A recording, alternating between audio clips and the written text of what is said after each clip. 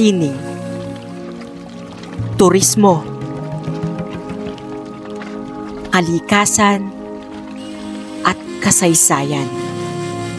Ilan lamang yan sa mga salitang nagpapakilala sa Baguio, ang summer capital ng Pilipinas at binansagan ding City of Pines. Sa 3 araw na pagkaligaw ko sa syudad na ito, ano-ano nga ba ang matutuklasan ko? Kakayanin ko kayang makisabay sa agos ng mga tao? Hanggang saan ako dadalhin ng aking mga paa sa pagpanik ko rito? At makakaya ko kayang mabuhay ng mag-isa sa loob ng 3 araw dito sa Baguio? Sa bidyong ito, samahan niyo ako sa aking pag-iisa at tuklasin natin ang itinatagong sikreto ng Baguio.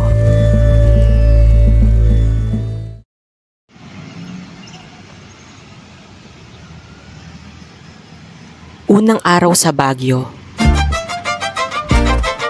Dahil gutom, ay agad na naghanap ng makakain. Nakakita ako ng Korean street food, kaya bumili ako ng 2 odeng, o mas kilala natin bilang fish cake. Para akong batang naliligaw. Session in bloom ngayon, kaya hindi mahulugang karayom talaga ang daang ito. Maraming pagpipili ang pagkain. Sarap nitong sabaw, guys. Pero light food lang ang binili ko dahil may restaurant tayong pupuntahan for today's video. Nakakaloka. Puro paakyat. 1 PM na. Naka-arrive na ako sa first destination natin, which is ito sa may Luisa's Cafe. According to my sources, ito daw yung pinaka-OG sa mga pagkain dito sa Baguio. So, iti-taste test natin for today's video. Sinasabing institusyon na dito sa Baguio ang Luisa's Cafe. Pansin ko guys, puro matatanda yung mga kumakain dito. Tsaka konti yung tao, nasa labas lahat. Kaya hindi natin papalampasin na hindi matikman ang kanilang ipinagmamalaking mami at siopaw. Malasa at suwak sa malamig na panahon ang kanilang mami. Malaman at siksik sa bola-bola naman ang kanilang siopaw.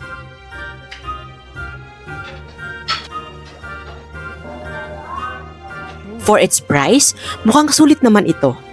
Lalo pat malaki at hindi tinipid ang serving nito.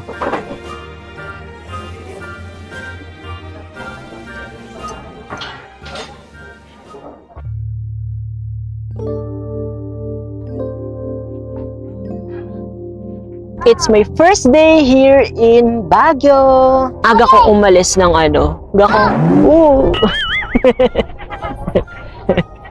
Lilipad na. Ang daming tourist ngayon, guys. Wrong choice pala nagpunta ako ng tanghali dito. It's exactly 1:30 PM, guys. Yan ang init. Actually, guys, nasa Burnham ako ngayon. Wala akong itinerary. Nagpunta ng walang plano. Magsa-sightseeing lang tayo dito. Sino ang taong ito na nagpunta ng Baguio na walang plano? Pero ayos guys, gusto ko lang mag-chill-chill, ganyan. Yan, upo-upo lang tayo dito. Damhin natin yung simoy ng Baguio. Simoy ng Baguio. Ito pala ang Baguio. Kahit saan ka mapadpad, yayakapin ka ng init at lamig. Makakakita ka ng saya, tawanan, kasama, mga nag-iisa.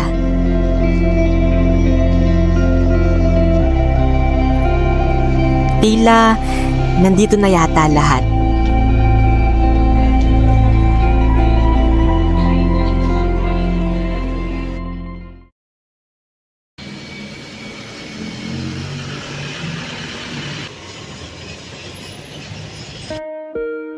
Matapos ang ilang minutong lakaran, nakarating na ako dito sa paglalagian ko sa Baguio. Ito ang Tribu Hostel sa may Upper Bonifacio. Tahimik ang lugar, maaliwalas, maliwanag din. Ang kagandahan dito, mayroon silang ibibigay sayong bathrobe, sipilyo, sabon at toothpaste. Komportable naman ang hot style na tutulugan na napili ko. Dala ng pagod, ay agad akong dinalaw ng antok.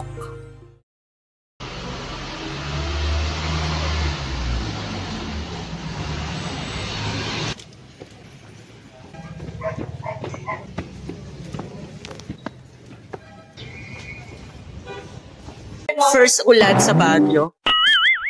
Grabe ang ulan. Ngayon, pupunta tayo sa Ililikha Artist Village. Ang Ililikha ay nagmula sa malikot na isipan ng ating national artist na si Kidlat Tahimik noong 2014.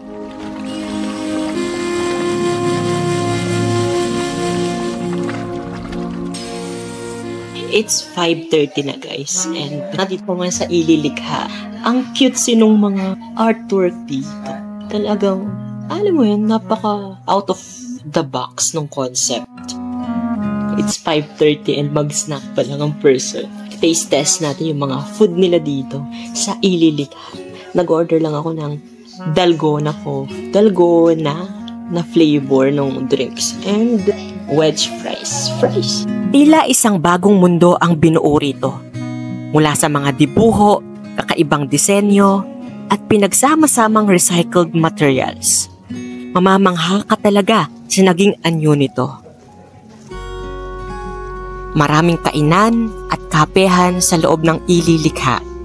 Kaya naman masarap magkape, magmerienda, at magpalipas ng oras dito.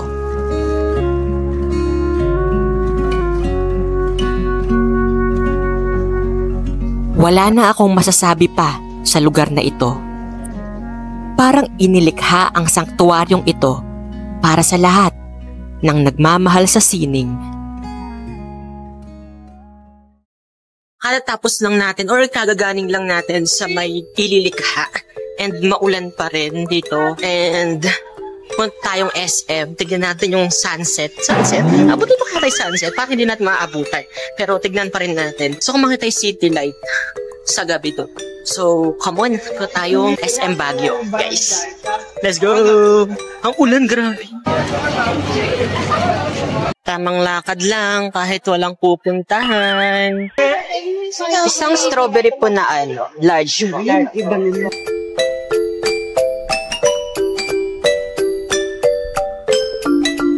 Sa Baguio ka na talaga makita ng malamig. Pero nagmamalamig ka pa.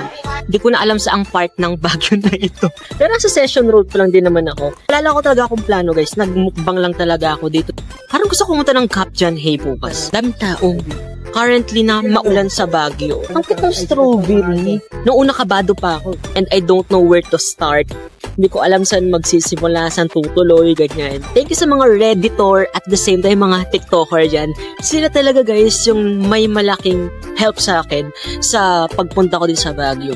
Kasi I don't know kung anong sasakyan ko, kung saan ako i-stay as a solo travel na budget friendly, ganyan. Pansin ko puro mag-jowa, pamilya, yung mga nandito. Bibihira lang yung mga katulad natin guys. No?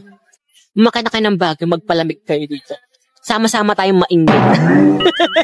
Alam mo, naniniwala talaga ako na yung pera na babalik natin, pero yung edad natin, hindi na natin mababalik. 3 days and 2 nights lang tayo dito. So, enjoyin lang natin without pressure, di ba? Kinalimutan ang wireless microphone ko. Tapos ngayon, naghahanap ako ng wireless microphone sa Baguio. Wala akong mahanap, gagi. So, saan ako maghahanap ng wireless microphone ngayon? Ito pala akong SM, nilibot ko na to. So, punta tayo ng SM, balik tayo. Huling lakad. Lakad-lakad lang around Session Road.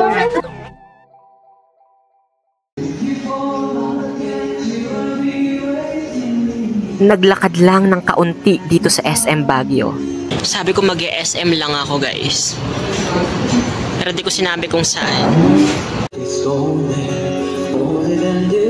Ninamnam ang lamig ng hangin sa gabi at pinagmasdan ang liwanag ng mga kabahayan. Halos napaka-peaceful ng Baguio. Sa gitna man ng abalang syudad, may ganito rin palang pahinga. So, yan, nilibot ko na yung SM guys. Lalakad ulit tayo pa Session Road. Ang ganda lang mag-walking dito sa Baguio kasi ang lamig, ang cute ng mga pailaw. gagandahan sa Baguio, feeling ko safe ako. Walang ganong tao pag gantong oras. Tamang walk trip lang. Kasi ang sabi ng mga taga Baguio sa Reddit, walking distance lang daw talaga yung Baguio. So magkakalapit lang daw sila. So tingnan nga natin kung magkakalapit sila. Ang peaceful lang, no? Wala kang ganong nakikita talagang mga tao dito sa Baguio pag gantong oras na. Time check, 8 na. Ang downside lang dito sa Baguio, literal na downside guys, and upside. Kasi kung hindi maayos yung stamina mo, di ba? Puro kasi lakad at pababa, tapos tataas, pababa, tapos tataas ulit. Okay, nakikita ko na ang Session Road dito. Tsaka gusto ko yung napaka-pedestrian friendly ng daan nila dito. Everywhere yata may pedestrian lane. Priority talaga nila yung mga pedestrian. So, no worries guys. As long as makita ka ng pedestrian lane, dumaan ka lang. Kasi priority nila talaga yung mga naglalakad. Ayoko nang maglakad. Ayoko nang maglakad.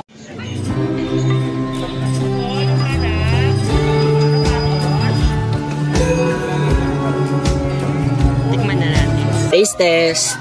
Hindi siya authentic na na sisig kasi may mayonnaise and shawarma sauce.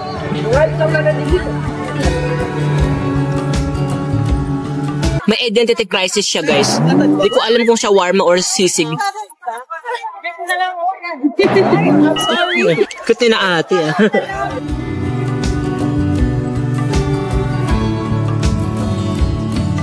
So, meron tayo dito guys na special empanada.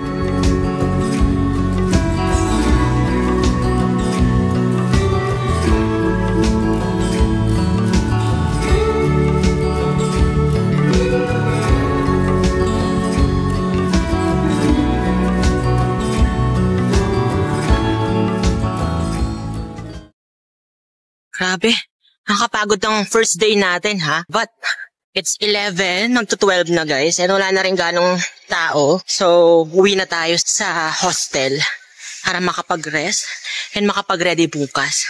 You know what? Yung napansin ko, napaka-disiplinado nila guys, gagi. Alam mo yun, kahit na wala akong makitang basurahan sa Session Road or sa night market. Diba? Hindi sila nagtatapon sa kung saan-saan lang guys. At saka dumadaan sila sa pedestrian lane talaga. Nakakatuwa lang yung part na yon. So maaga tayo bukas. And I don't know kung saan tayo pupunta. Feel ko magkakabjanhay tayo. Try nating mag-commute as a local lang atake. Pero yun, try nating mag-commute bukas. Sabi nila, kung gusto mo raw na maranasan ang buhay sa isang lugar, kailangan mong makibahagi sa kanila, sumakay sa kung saan sila sumasakay, kumain sa walang gaanong pila, at suyurin ang mga kalsada na nilalakaran nila. Sa ikalawang araw ko sa Baguio, kasabay ng aking pagkaligaw ay ang unti-unti kong pagkilala sa lungsod na ito, higit sa lamig at magagandang mga atraksyon. Ano pa nga ba ang mga sikretong matutuklasan ko sa patuloy kong pag-iisa dito sa Baguio?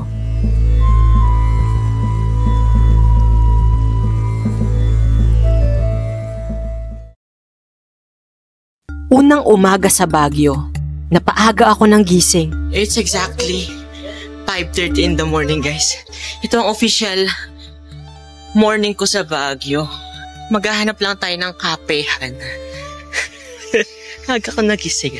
Kailangan ko magkape. Madilim at wala pang gaanong tao sa daan. At tanging lamig lang sa kalye ang iyong mararamdaman. Naglalakad pa rin tayo guys at naghahanap ng kapehan. And it's 16 degrees here in Baguio. Grabe, lamig ha.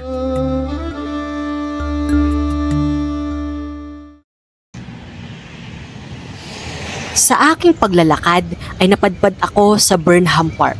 Good morning, Maya Paabak. Wala akong mahanap na kape.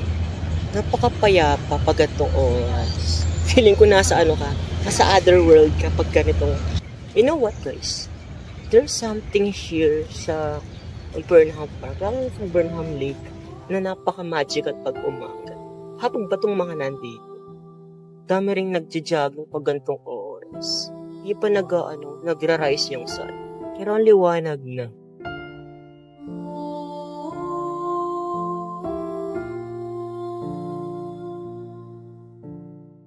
May na-discover ako, guys. Kita nyo ba? Usok check. Kaya na meron. Ginawang Korea. Hindi kita. Nakita ko ng strawberry taho, guys. Let's taste it. Hindi ako makahanap ng kape, so magta-strawberry taho na lang tayo.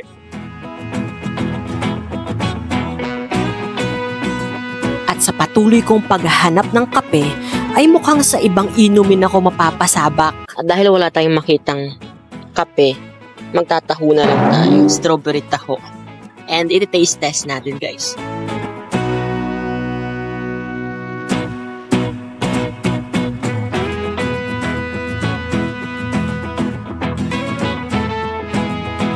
Okay, masarap siya sa unang lasa. Pero sobrang tamis, guys.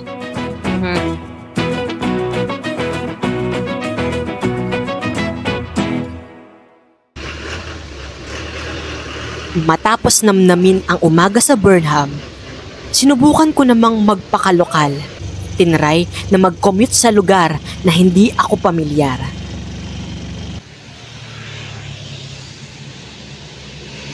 Ang tabi usok? Sobrang lamig, gagi. So, kailangan gumulong, guys. Pababa din naman to eh. Gugulong na lang yata. 10 minutes walk pa daw, sabi sa Google. Sabi ni Google Map. Sige, Google Map. Sabi mo yan eh, lalakarin ko talaga to. Gago, papataas naman na to ngayon. Girl, ano to? sakit sa bangs nito. Okay, sige. Ito ang Camp John Hay. Isang paraiso sa gitna ng nagtatayugang mga kabundukan at puno. Mas malamig pala dito sa John Hay kesa sa city proper. Parang nasa ibang mundo kapag nandito ka sa may mga puno ng John Hay. Tamang lang tayo, chillax lang tayo. Ayoko kasing guys, ayokong pressure sa mga gagawin ko kapag nagta-travel ako. Nung nagpa-plan talaga ako, takot ako. Ano sasakyan ko puntang Baguio? Nag-overthink talaga ako. Anong pupuntahan ko sa Baguio, ganyan. At habang iniisip ko yun, na-realize ko na sana kung magta-travel kayo, guys, huwag niyong pe-pressurein yung sarili niyo. Well, own disclaimer, own thoughts ko lang to na huwag niyong pe-pressurein yung sarili niyo na gawin yung mga nasa itinerary. Yung Baguio, ganun yung feeling niya eh. Hindi mo need ng kasama. Kasi yung nature yung kasama mo, yung mga turista yung kasama mo, kahit hindi mo sila kilala, diba? Napaka-peaceful dito sa Baguio. This is my first time here and nasisense ko na feeling ko babalikan ko ang Baguio. Feeling ko nasa folklore ako ni Taylor. Tahimik at malamig ang lugar na ito. Masarap mag-nature bathing, ika nga nila. Masarap ding mapag-isa, lumanghap ng sariwang hangin, habang ninanamnam ang musikang hatid ng mga ibon at lagaslas na mga punong kahoy. Dito sa Baguio mo talaga mararamdaman yung totoong love. Totoong love! Kasi ang dami ring solo traveler dito sa Baguio eh. Kaya pala yung mga nagbo-move on, laging sa Baguio yung punta nila kasi feeling mo hindi ka mag-isa kapag nasa Baguio ka. Ang creepy nung hindi ka mag-isa kapag nasa Baguio ka. Ang hindi lang talaga mag-heal sa'yo, yung sakit ng paa. Kasi puro papataas, I swear guys.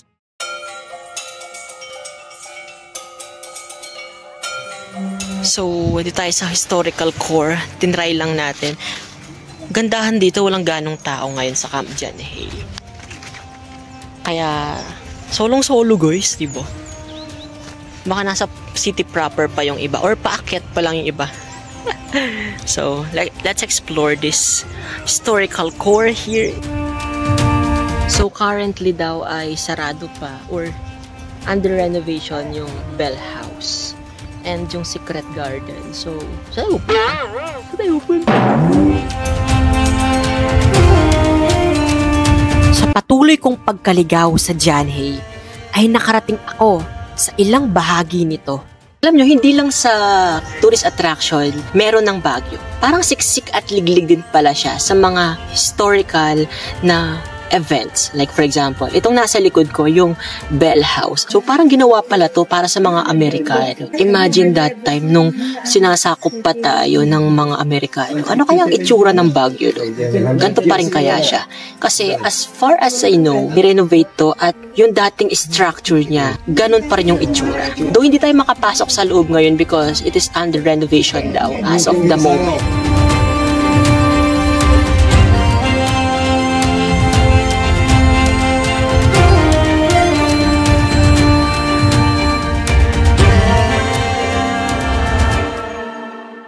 Cemetery of Negativism. So, pwede mo daw ditong ilibing lahat ng mga negativity mo sa buhay. Nagmuni-muni sa Cemetery of Negativism, namangha sa mga istruktura sa lugar, at tinahak ang kasaysayan ng Baguio.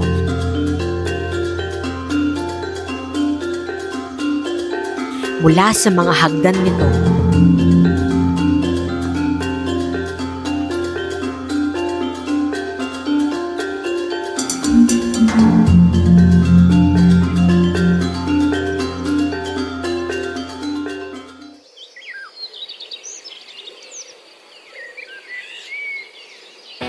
isa rin sa mga sinasabing dapat dayuhin kapag nasa Janhay ka ay ang Chocolate de Baterol. Kaya hindi ko na rin pinalampas ang pagkakataon na tikman ito. Unang kita ko sa menu ay halos malula ako sa presyo ng mga pagkain dito.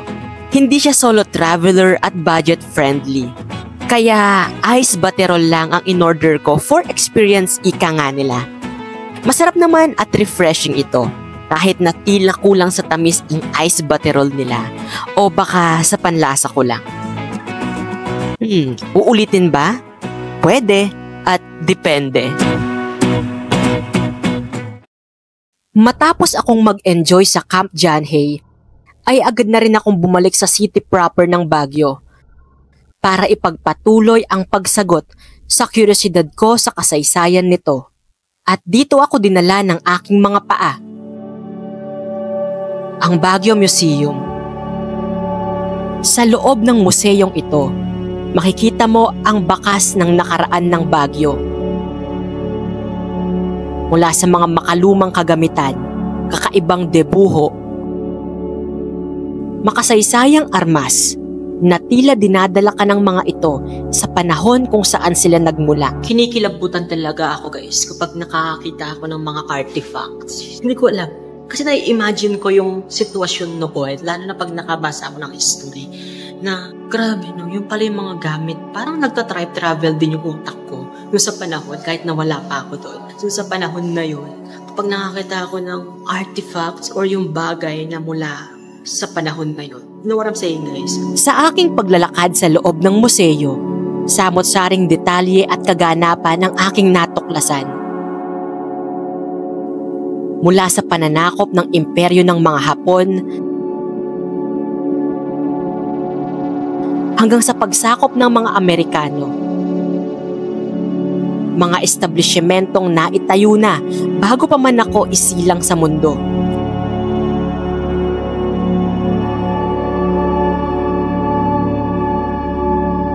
At maging ang mabilis na sibilisasyon ng Baguio ay naipakita ng museyong ito.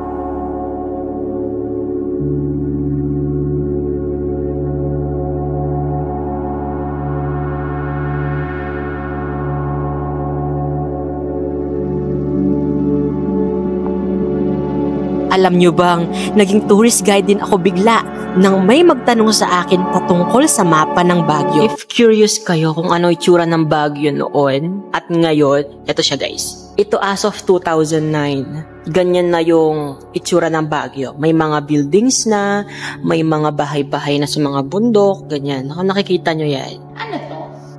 Plano? Hindi po, yun po yung itsura ng Baguio dati. Noong 1909 po. Yung Baguio City. Tapos yun po yung 1928, tapos 2009 po yung dulo. Oh. Bali wala pa pong ganong infrastructures. Parang ito lang yung may bahay, tapos yun na yung may bahay, no? Bukod sa kasaysayan, hindi rin matatawaran ang yaman sa sining at kultura ng Baguio. Sa museyong ito, maipapakita rin ang makulay na obra ng mga lokal at ang pamana ng mga anak ng rehiyon ng Cordillera. Ang yaman pala sa kasaysayan ng Baguio or the Cordillera region itself. Kasi nag-visit tayo sa Baguio Museum and na-realize ko lang kung gaano nila pinapahalagahan talaga yung kanilang pinanggalingan, di ba? Yung history nila. Ang dami kong natutuhan. And para naging isang bukas na liham din siya to commemorate our roots, di ba? Na hindi dapat sila kinakaligtaan. Kasi parang doon tayo nang galing, no? So kung magbabagyo ka guys, please visit din yung Baguio Museum. And kung maligaw ka man dito sa Baguio, huwag kang mahihiya na magtanong dahil ang kasangga mo dito sa Baguio, lalo na kung solo traveler ka, ay yung data mo, si Google Maps, at the same time, yung iyong confidence yan, na magtanong sa mga locals na nandito or nakakasalubong ko yan kung hindi mo alam yung way. So yun yung ginawa ko ngayon para makauwi dito sa city proper from Camp Janhay. Yan, mataas na yung sikat ng araw guys, pero di pa tayo nagla-lunch. It's exactly 2 PM na, so pupunta tayo sa Jack's Restaurant na nakita ko sa TikTok. So tingnan natin kung masarap yung food doon. Samahan niyo ako, let's go. Naglakad lang ng kaunti, ginamit si Google Maps at sinundan ang agos ng mga tao. Nakarating ako sa Jack's. Masasabi kong isa sa sulit na kinainan ko sa Baguio ay itong Jack's. Sa murang halaga kasi mayroon ka ng karne, gulay, itlog at kanin. Ito ang Jack Rice, ang binansagan nilang famous Igorot meal. Kompletos ricados na, ika nga nila. Hindi rin gaanong mahaba ang pila at mabilis din ang serving time.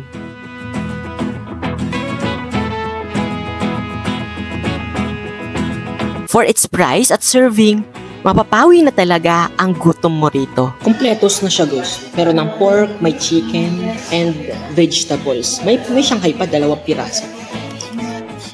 For only 180 pesos guys. Sulit na siya. Nakakahulas din pala maglakad. So ayun, one of the sulit na kinainan ko dito sa Baguio, yung Jack's. 180 pesos, pero ka ng 4 different na ulam. So we're going back to the hostel para mag-freshen up and rest na rin. See you! Nakatulog ako. Exactly. Time check. 4:20 na guys. Sobrang pagod. Dami kong nilakad today, ha? Nakatulog ako kauwi sa hostel.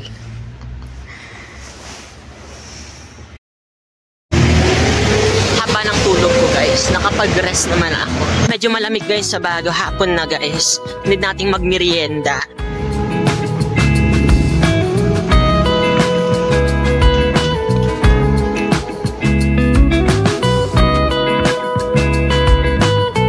So yung merienda natin, it's exactly 6 PM. Pero ang liwanag pa rin dito sa Baguio. Bumili lang ako ng potato salad.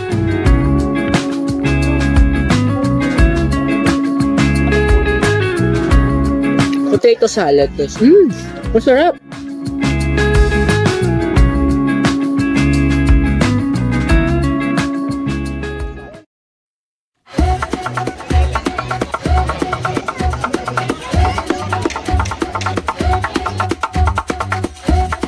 Ang bagong bansag sa Baguio guys ay shawarma capital of the Philippines.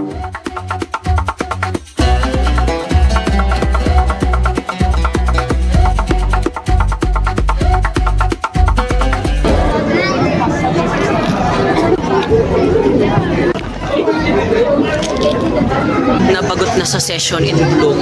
So we are here right now sa night market sa Baguio. Let's see kung ano mga tinitinda nila dito.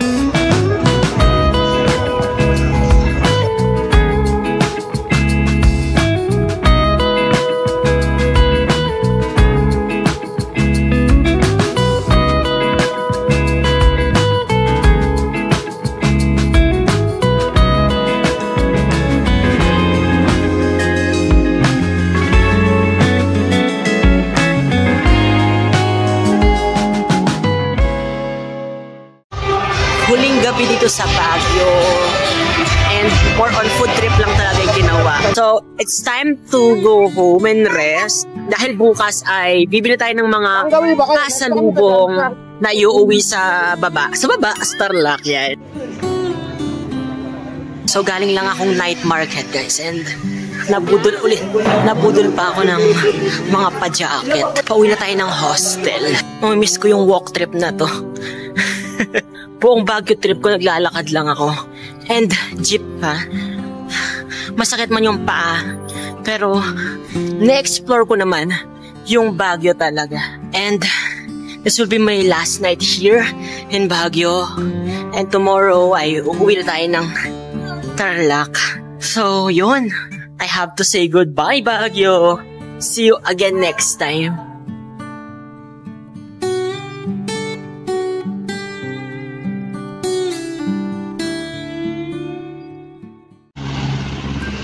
Sa 3 araw kong pagkaligaw sa Baguio, masasabi kong tila naging bahagi ako ng mayaman nitong kultura.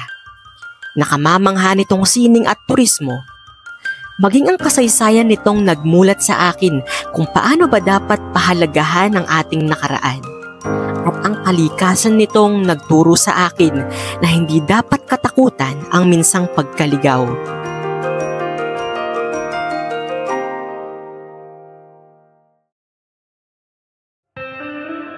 Huling umaga sa Baguio, bandang 9 AM na ako nagising. Sa totoo lang, ang bigat ng pakiramdam ko. Feeling ko ayaw ko munang bumangon at gusto ko munang enjoyin ang malamig at malambot na kamang hinihigaan ko. Pero dahil 11 AM ang check-out ko, wala na akong nagawa pa kundi ang tumayo, nag-ayos ng mga gamit at saka gumayak na. Malungkot man dahil huling araw ko na sa lugar na ito, ay napagpasyahan ko ng lumakad palabas para puntahan ang ilang mga lugar pa dito sa Baguio.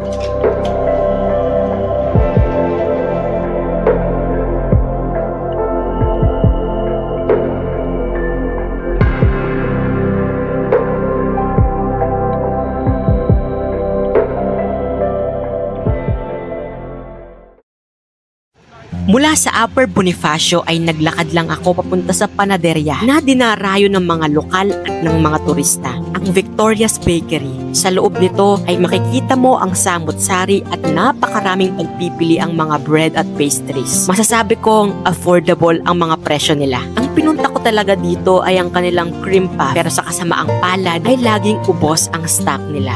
Fast forward, hindi ko na ito nakain sa Baguio, bagkus ay naiuwi ko pa ito dito sa bahay. In fairness naman, at masarap ang kalamansi at bacon bread nila. Sunod na dinayo ko naman itong foam coffee, isa sa kapehan na karaniwang nire-rekomenda ng mga tao sa TikTok. Kaya hindi ko na rin pinalampas ang pagkakataon na puntahan ito. Umorder lang ako dito ng kanilang sea salt latte at ang lemon meringue donut. At saka nag-chillax lang sa loob ng foam coffee. Dahil past lunch na rin ay inasahan ko na talagang maraming tao.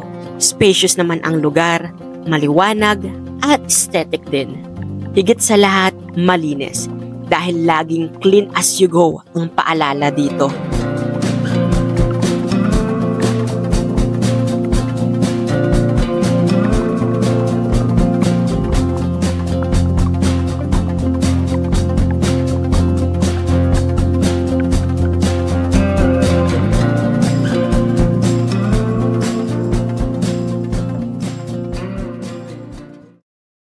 So galing tayo sa foam coffee and okay, satisfied naman ako. Masarap yung coffee nila. Lalo na yung sea salt, yung in-order ko. Kung pupunta kayo ng Baguio guys, here are the essentials na dapat nyong dalhin. First, sunscreen.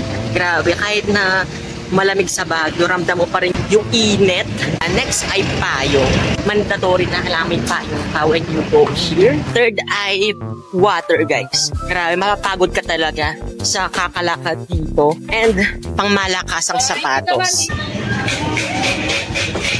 Malalaman mo daw ang buhay sa isang pamayanan kung lilibutin mo ang kanilang pampublikong pamilihan. Kaya dinayo ko rin ang Baguio City Public Market at dito ay nakita ko ang yaman sa agrikultura ng Baguio. Mula sa mga prutas, gulay, kape, bulaklak at maging ang kanilang lokal na mga produkto. Tila nandito na yata lahat. Kuyak mamaya alas 3 kasi.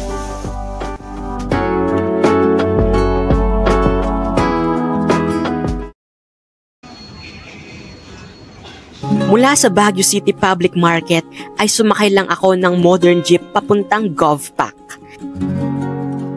para mag-iwan muna ng mga pinamili ko. Dito sa Double R Barbershop sa may tapat lang ng Partas Bus Terminal ako nag-iwan ng mga bagahe. So, 20 pesos lang ang babayaran mo. Pwede ka na ulit lumibot sa Baguio. Yeah, nasa GovPac tayo ngayon and tayong Session Road para mag-lunch. Excuse me po. Dalawang option natin. First, mag-ano tayo, magpo-point and grill tayo. At the same time, may gulay tayo. Let's go!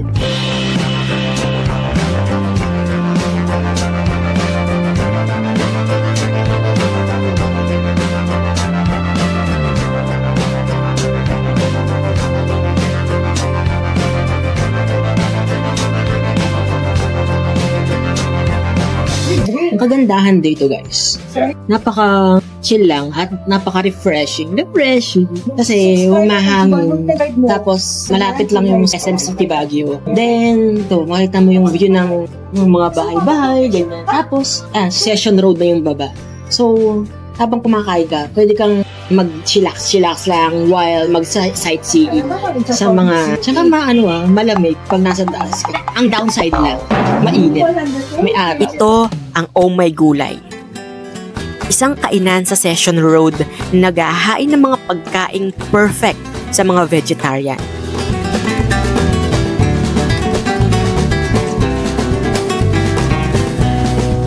Bukod sa tila fusion of art and nature ang makikita mo sa loob nito, hindi rin papahuli ang hindi tinipid na serving nila.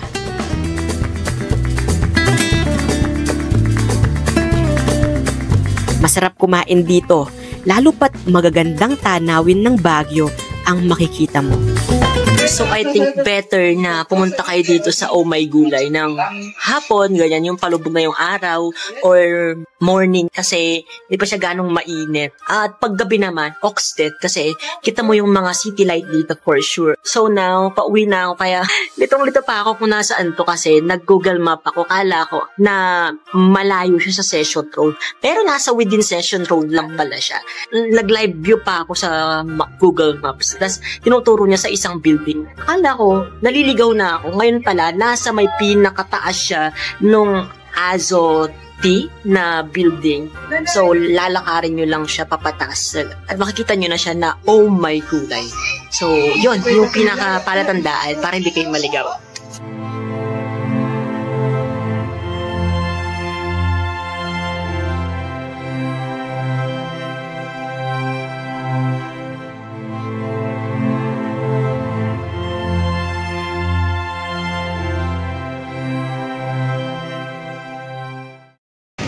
Gently reminder guys, when you are traveling alone, dahil na pag kumain kayo, always check your receipt. Kasi baka may ibang resibo pala yung napunta sa inyo, hindi nyo alam. Always double check lang guys. Yung mga in-order natin, if ganun talaga in-order natin. Open letter na rin, and lesson learned sa akin na laging i-check yung resibo na binibigay sa akin para hindi tayo ma-charge ng sobra-sobra. And yun, sana nakatulong. So, yeah, punta tayo sa Session Road for the last time because bago tayo umuwi. Let's go! Pwede naman pala na mag-travel mag-isa na hindi mo kailangan ng kasama. Kasi, ang dami rin mga turistang mag-isa. Magbaon lang talaga ng maraming pasensya sa paglalakad. At the same time, sa pagtatanong at paghahanap ng makakainan. Yan. And with that, my 3 days and 2 nights here in Baguio ay natapos na. Uwian na guys. So hopefully na nag-enjoy ka sa trip natin to. And kung nagbabalak ka na pumunta ng Baguio soonest, sana ay naka-help itong videong to for you na i-conquer yung fear mo to travel alone. Yes. And sana marami ka rin natutuhan, ganyan. So, yun. Masakit talaga yung pa ako. Ngayon, alam ko na.